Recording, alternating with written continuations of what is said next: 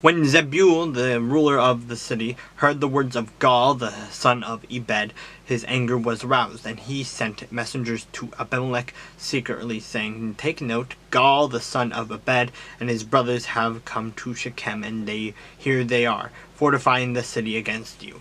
Now therefore get up by night, you and the people who are with you, and lie in wait in the field. And it shall be, as soon as the sun is up in the morning, that you shall rise early and rush upon the city. And when he and the people who are with him come out against you, you may then do that to them as you find opportunity." So Abimelech and all the people who were with him rose by night and lay in wait against Shechem in 4 companies.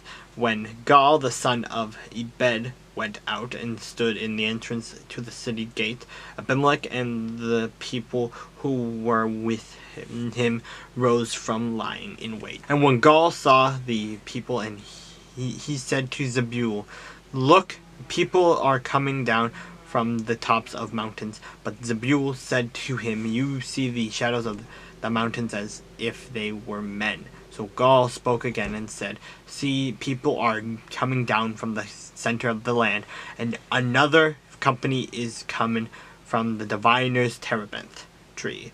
Then Zebul said to him, Where indeed is your mouth now, with which you said, 'Who is Abimelech, that we should serve him?' Are not these the people whom you despised? Go out, if you will, and fight with them now."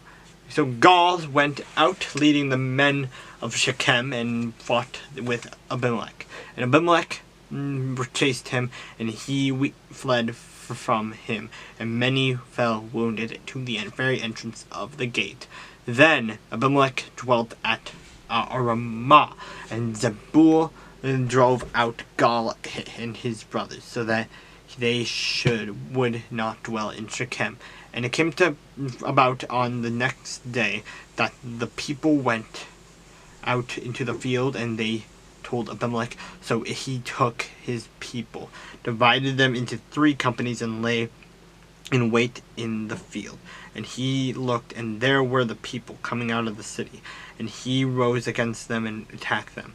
Then Abimelech and the company that was with him rushed forward and stood at the entrance of the gate of the city, and the other 2 companies rushed upon all who were in the fields and killed them. So Abimelech fought against the city all that day. He took the city and killed the people who were in it, and he demolished the city and sowed it with salt.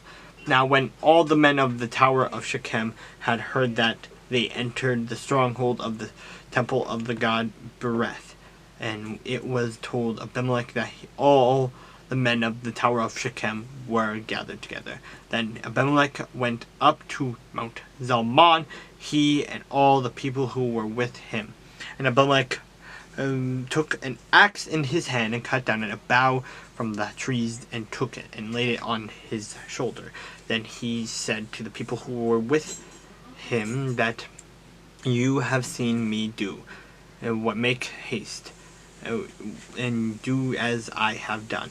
So each of the people likewise cut down his own bough and followed Abimelech, but put them against the stronghold and set the stronghold on fire above them, so that all the people of the tower of Shechem died, about 1,000 men and women. Then Abimelech went to Thebez, and he encamped against Thebez and took it. But there was a strong tower in the city, and all the men and women, all the people of the city, fled there and shut themselves in. Then they went up to the top of the tower. So Abimelech came as far as the tower and fought against it, and he drew near the door of the tower to burn it with fire. But a certain woman dropped an upper millstone on Abimelech's head and crushed his skull. Then he called quickly to the young man, his armor-bearer, and said to him, "Draw your sword and kill me, lest men say of me, 'A woman killed him.'" So his young man thrust him through, and he died. And when the men of Israel saw that Abimelech was dead, they departed every man to his place. Thus God repaid the wickedness of Abimelech, which he had done to his father by killing his 70 brothers. And all the evil of the men of Shechem God returned on their own heads, and on them came the curse of Jotham, the son of Jerubbaal.